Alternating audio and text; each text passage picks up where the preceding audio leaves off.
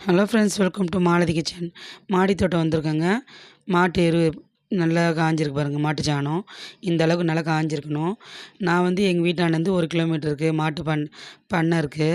அங்கே போய் எடுத்துகிட்டு வருவேன். இந்த மாதிரி நல்லா அங்கேயே காஞ்சே இருந்தது. வெயில் அதிகமாக இருந்ததுனால நல்லா காஞ்சே இருந்தது. 2 பையில் அள்ளிட்டு வந்துட்டேன் ஃபுல்லாக. போய் பைக்கில் எடுத்துகிட்டு வந்துட்டேன். இப்போ வந்து கணேஷ் எல்லாத்துக்கும் செடிங்களுக்கு போட்டு வரான். 2 கை இல்லை 3 கை எல்லாத்துலேயும் நல்லா அள்ளி அள்ளி போடலாம். செடி நல்லாயிருக்குங்க. இதை வந்து இப்படியும் போடலாம், காய வச்சு தான். ஆனால் பச்சையாக போடக்கூடாது, செடி ஹீட்டுக்கு செத்து போயிடும். அப்படி காய வச்சு தான் போடணும்.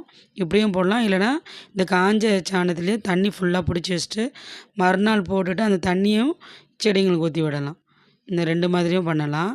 நான் இப்போ காஞ்சதே எடுத்து அப்படியே போட்டுகிட்டே வரோம். முதல்ல கணேஷ் கூட முன்னெல்லாம் செய்ய மாட்டாங்க. நான் சொன்னேன், இப்போ கோயிலுக்கெலாம் போனால் நம்ம இந்த எரு வச்சு தான் இப்போ வரட்டி தட்டி பொங்கல் வைக்கிறாங்க, நம்ம அதெல்லாம் பண்ணலையான்னு சொன்னோம். குழந்தைங்க அழகாக புரிஞ்சுட்டு அவங்களும் அழகாக பண்ணுறாங்க. 2 பேருமே செய்வாங்க. இதெல்லாம் பார்க்க மாட்டாங்க. ஏம்மா இதெல்லாம் எப்படிம்மா செய்கிறது அதெல்லாம் கேட்க மாட்டாங்க. நம்ம சொல்லி புரிய வச்சா குழந்தைங்களுக்கு தெரியும். அவங்களுக்கு செடியும் அவங்களுக்கு ரொம்ப ஆர்வம் ஜாஸ்தி. பாருங்கள் எந்த அளவுக்கு அவனும் அழகாக எல்லா செடிகளுக்கும் மாட்டு எரு போட்டு வரான். பாதி இந்த பக்கெட் டப்பு ஃபுல்லாக போட்டுட்டேன். இன்னமும் இருக்குது. இன்னும் காயாது, கொஞ்சம் சரியாக காயாது. இன்னொரு பையில் இருக்குது, அதை காய வைக்கணும். எல்லா செடிகளுக்கும் போட்டு வரலாம். செடி நல்லா ஹெல்த்தியாக இருக்கும். அதுவும் இப்போ வெயில் அதிகமாக இருக்குது. அதுக்கு நம்ம இது மாதிரி கொடுத்தா இன்னும் கொஞ்சம் நல்லது.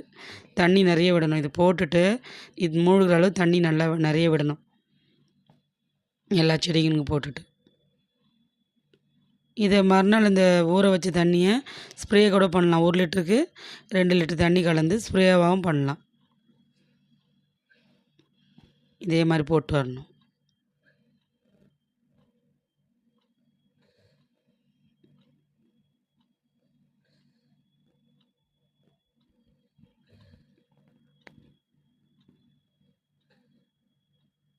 எல்லா செடிகளுக்கும் போட்டு வந்துட்டே இருக்கலாம்.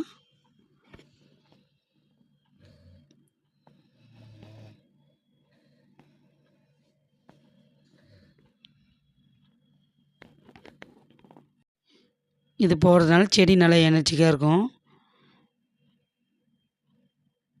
இன்னும் மழை காலம் வந்துச்சுன்னா நம்ம இந்த எரு போடுறதில்ல செடியெலாம் நல்லா துளிர்விடும். நிறைய சூப்பராக இருக்கும் குரோத். இது பூக்கள் நிறைய வைக்கும். எல்லா செடிகளும் போட்டு வரலாம். நான் ஏற்கனவே இந்த ஃப்ரிட்ஜ் பாக்ஸில் வந்து செடி வச்சுருக்கேன். அதில் கசிரி இலைலாம் போட்டு வச்சுருக்கேன். அதெல்லாம் காஞ்சிட்ருக்கு. அதில் இது எல்லாத்துலேயும் போட்டுட்டு காய்கறி கழுவுன தண்ணி இருக்குல்லங்க, அது எப்பவுமே தினைக்கும் ஒரு டப்பில் ஊற்றி வைப்பேன். அது வந்து இப்போது இதெல்லாம் போட்டுட்டு அது எல்லாத்தையும் ஒரு கப்பு அப்படியே ஊற்றிட்டு வரலாம். முதல்ல தண்ணி இது மூழ்கிற அளவுக்கு தண்ணி ஊற்றிட்டே வந்துடலாம்.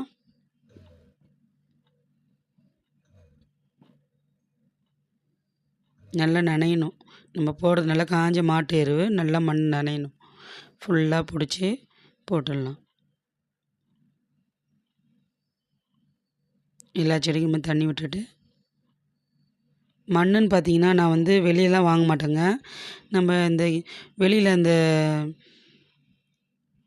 கேபிள் ஃபால்ட்டுக்கு பள்ளம் தோண்டி மண் எடுப்பாங்கள்ல, அது அவங்கக்கிட்ட 2 பை கொடுத்துட்டு அதுலேருந்து மண் எடுத்துப்பேங்க. நல்லா ப்ரௌனாக இருக்குது பாருங்கள். இந்த அளவுக்கு மண் நல்லா பாருங்கள் ப்ரௌனாக இருக்குது. அவங்கக்கிட்ட கேட்பேன், 2 பை எடுத்து கொடுப்பாங்க. அவங்க கையில் ரூ. 50 கையில் கொடுத்துருவேன். இந்த மாதிரி 2 பை ஃபுல்லாக வாங்கிப்பேன். அரிசி பை 25 கிலோ பை 2 பை ஃபுல்லாக வாங்கிப்பேன். ஒரு மூட்டை மாட்டு எரு அதை எடுத்துகிட்டு வந்து கலந்துருவேன். கொக்கோ பீட் சொல்கிறேன்ல, நான் கொக்கோ பீட்டும் வாங்க மாட்டேங்க.